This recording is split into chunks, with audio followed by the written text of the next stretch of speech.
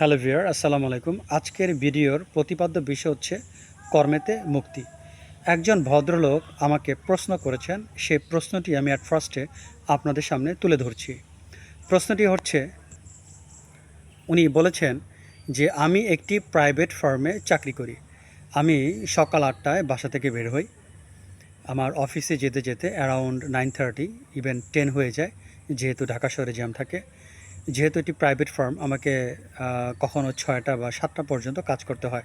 তারপর বাসায় আসতে আসতে আমাকে দেখা যায় রাত 8:30 বা 9টা আমাকে বাসায় আসতে হয়।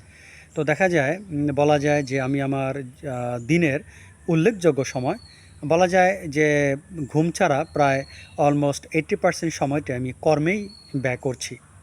তার মানে এই কর্মে যোগদান করার একটা সময় লাগছে, কর্মের মধ্যে সময় লাগছে, কর্ম শেষ করে বাসায় আসতে সময় লাগছে।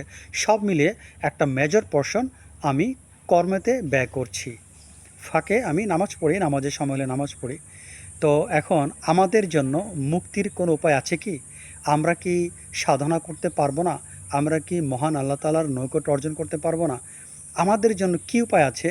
এই কর্মের মধ্য দিয়ে আমরা কি করে মহান আল্লাহ তাআলার নৈকট্য অর্জন করতে পারি, সেই বিষয়ে প্লিজ আপনি একটু ব্যাখ্যা করবেন, যেন আমরা মহান আল্লাহ তাআলার নৈকট্য অর্জন করে সৌভাগ্য অর্জন করতে পারি।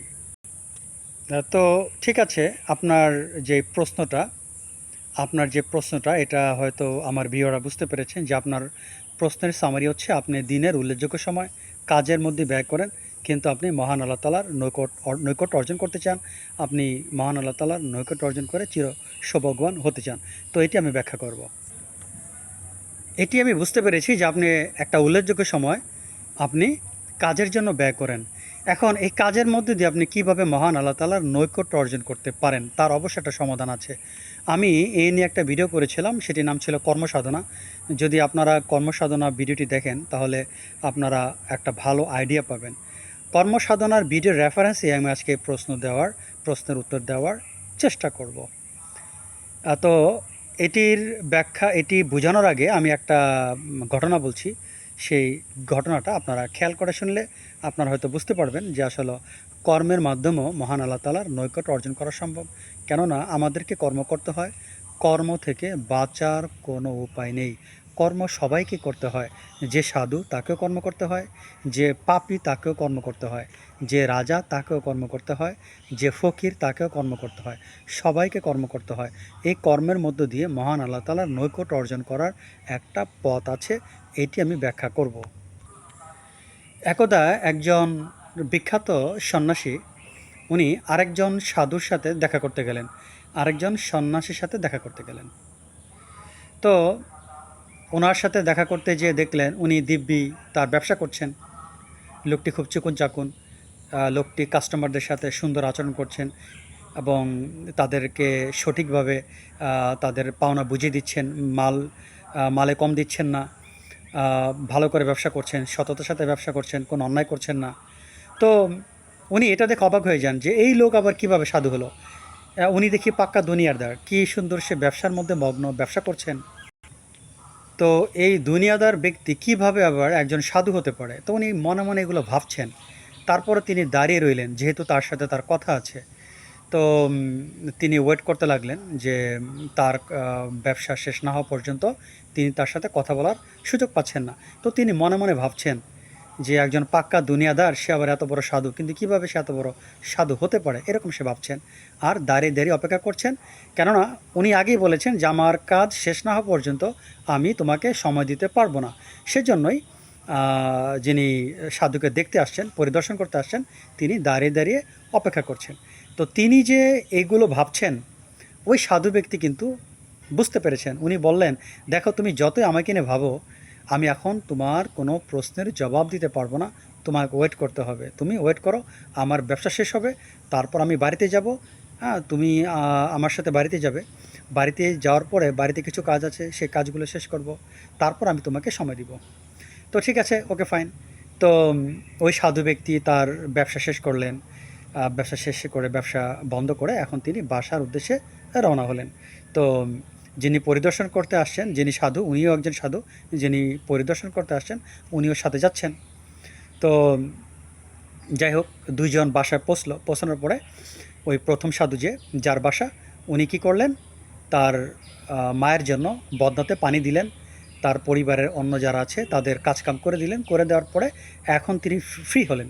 ফ্রি হলে পরে তারপর তিনি, যিনি পরিদর্শন করতে আসছেন যে সাধু, তার সাথে তিনি এবার আলোচনায় মগ্ন হলেন। তো প্রথমে তিনি ওই পরিদর্শনকারী সাধুকে জিজ্ঞাসা করলেন, বলো এখন তুমি আমার কাছে কি জানতে চাও, তুমি কেন বা আমার কাছে এসেছো? তখন ওই পরিদর্শনকারী ব্যক্তি বললেন, ওই পরিদর্শনকারী সাধু বললেন, দেখো আমি তোমার সম্পর্কে জানতে পেরেছি যে তুমি একজন প্রখ্যাত সাধক, তুমি স্রষ্টার নৈকট্য অর্জন করেছো, সেজন্য আমি তোমার সাথে দেখা করতে আসছি। কিন্তু আমি অবাক হয়ে গেলাম যে আমি তো তোমার মধ্যে এরকম কোনো কিছু দেখলাম না যে তুমি মহান স্রষ্টার নৈকট্য অর্জন করেছো। আমি তো দেখলাম তুমি একজন পাক্কা দুনিয়াদার, তুমি ব্যবসা করছো, আবার বাসায় আসলে বাসা আসার পরে ফ্যামিলির কাজ করে দিচ্ছ। তা তুমি কোথায় সাধনা করো, কোথায় হ্যাঁ খোদাকে ডাকো কখন, আমি তো কিছুই বুঝতে পারছি না।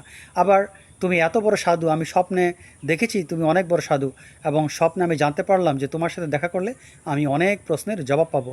কিন্তু আমি বুঝতে পারছি না আমি কি স্বপ্নে ভুল দেখলাম, আসলে আমি বুঝতে পারছি না তুমি এত বড় সাধু হলে কিভাবে। তো তখন ওই সাধু উত্তর দিলেন যে দেখো, তুমি যা যা দেখেছো সবই সঠিক। আমি ব্যবসা করি, আমি কাস্টমারদের সাথে ভালো ব্যবহার করি, বাসা আসলাম, পরিবারের যা যা প্রয়োজন তাদের চাহিদাগুলো মিটালাম। আমি কিভাবে মহান আল্লাহ তাআলার নৈকট্য অর্জন করতে পারি, আমি কিভাবে সাধু হতে পারি। কিন্তু দেখো, আমি যে কাজগুলো করে থাকি এই কাজের মধ্যে আমার কোনো আসক্তি নেই। আমি সবাইকে মাপ ঠিকভাবে দেই, সবার সাথে আমি সততা মেনটেন করি। কিন্তু বিশ্বাস করো, আমার এই কাজের মধ্যে কোনো আসক্তি নেই। কেউ আমাকে ভালো বলুক, কেউ আমাকে সৎ বলুক, আমি এগুলো কোনো আশা করি না। এগুলো কোনো আমার আসক্তি নেই। আমি, এটা আমার দায়িত্ব। সৃষ্টিকর্তা আমাকে দায়িত্ব দিয়েছেন যে আমি ব্যবসায়ী, আমি যেন সঠিকভাবে ব্যবসা করি। সৃষ্টিকর্তা এইভাবে সবাইকে দায়িত্ব দিয়েছেন, যে যে পেশা আছে সে যেন সঠিকভাবে তার পেশাকে নির্বাহ করে থাকে, শুধুমাত্র সৃষ্টিকর্তাকে খুশি করার জন্য।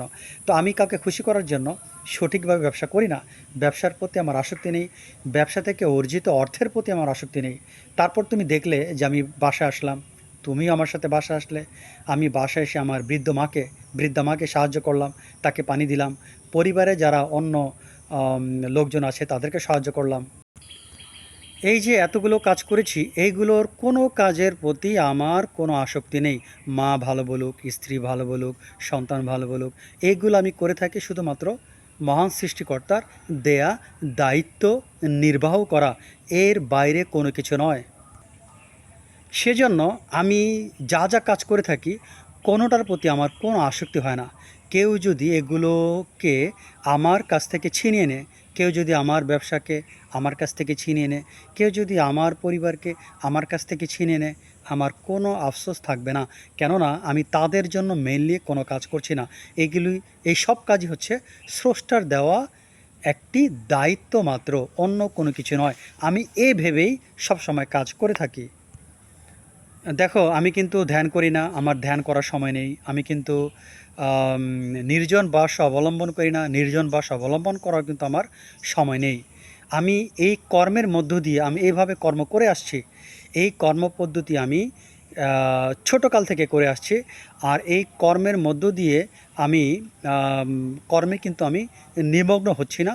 কর্মের প্রতি আমার কোনো আকর্ষণ বাড়ছে না, কেননা এগুলো কোনোটার প্রতি আমার কোনো আকর্ষণ নেই। এই সব কিছুকে আমি যখন তখন পরিত্যাগ করতে পারি। তো আমি এগুলোকে স্রষ্টার দেওয়া দায়িত্ব মনে করে আমি করে থাকি।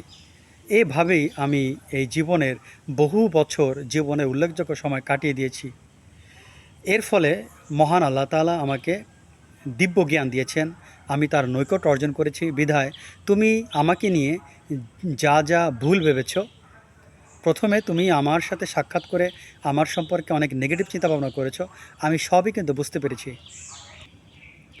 মহান আল্লাহ তাআলা আমাকে এই ধরনের আধ্যাত্মিক শক্তি দিয়েছেন, আমি আধ্যাত্মিক শক্তি অর্জন করেছি। তো এটি হচ্ছে কর্মসাধনা। তো তুমি যদি এভাবে কর্ম করতে পারো, তুমি যদি প্রতিটি কর্ম এভাবে করো যে কর্মের প্রতি তোমার কোনো আকর্ষণ থাকবে না, তাহলে এই কর্মের মধ্য দিয়েও তুমি মহান স্রষ্টার নৈকট্য অর্জন করতে পারবে। তো আমার প্রশ্নের জবাব হয়তো আমার প্রিয় ভিউয়ার পেয়েছেন। তিনি যদি এভাবে কর্ম করতে পারেন, তিনি কর্ম করবেন, কিন্তু কর্মের প্রতি তার কোনো আসক্তি থাকতে পারবে না। এই কর্মটা কিসের জন্য? টাকা আয় করার জন্য। টাকা আয় করা কিসের জন্য? পরিবারকে লালন পালন করা। পরিবারকে লালন পালন করা কিসের জন্য? এটি মহান আল্লাহ তাআলা প্রদত্ত একটি দায়িত্ব, অন্য কোনো কিছু নয়। আপনি তাদের প্রশংসায় ভাসবেন না, আপনি তাদের সমালোচনাও মনে ব্যথা পেতে পারবেন না। কেননা আপনি মহান আল্লাহ তাআলাকে খুশি করার জন্য শুধু কর্ম করছেন। এটিকে বলে কর্মসাধনা। এই কর্মসাধনায় কিন্তু আপনি আবার ডুবে যেন না। আপনারা জানেন যে পদ্ম ফুল কিন্তু কখনোই পানিতে ডুবে যায় না, সে কিন্তু মাথা উঁচু করে দাঁড়িয়ে থাকে। যতই ঢেউ আসুক, ঢেউ তার উপর দিয়ে যায়, কিন্তু সে ঢেউয়ের নিচে থাকে না, সে কিন্তু সোজা দাঁড়িয়ে থাকে। ঢেউ তাকে দুর্বল করতে পারে না। এই সংসারে আপনি কর্ম করেন, পরিবারের জন্য আপনি কাজ করেন, কিন্তু তাদের কাজ, আপনার কর্ম যেন আপনাকে কখনোই ডুবিয়ে না ফেলে। আপনি নৌকার মতো ভাসে থাকবেন, কিন্তু সাবধান, আপনি ডুবে যান না। এই সংসার হচ্ছে সমুদ্র, আপনি হচ্ছে নৌকা। আপনার দায়িত্ব ভেসে থাকা। সংসারের চাপে বা সংসারের চিন্তায় আপনি নৌকা হয়ে কিন্তু নদীর মধ্যে ডুবে যান না। আমরা যদি এভাবে কর্ম করতে পারি যে আমরা পদ্ম ফুলের ন্যায় আমরা স্ট্রংলি দাঁড়িয়ে থাকব, সমুদ্রের ঢেউ, তার মানে সংসারের ঢেউ আমাদেরকে কখনোই পরাজিত করবে না। সংসারের মায়া অর্থাৎ সাগরের ঢেউ, সাগরের জলোচ্ছ্বাস আমাদেরকে পরাজিত করতে পারবে না। আমরা সোজা হয়ে দাঁড়িয়ে থাকব। আমাদের ধর্ম পানির উপর অবস্থান করা, অর্থাৎ ফ্যামিলির উপরে, ফ্যামিলির মধ্যে ডুবে যাওয়া নয়। এজন্য অনেক সময় ম্যাটাফর ল্যাঙ্গুয়েজ ব্যবহার করা হয়, নৌকা এবং নদী। অনেক আধ্যাত্মিক সাধকেরা নৌকা এবং নদীর উদাহরণ দিয়ে থাকেন।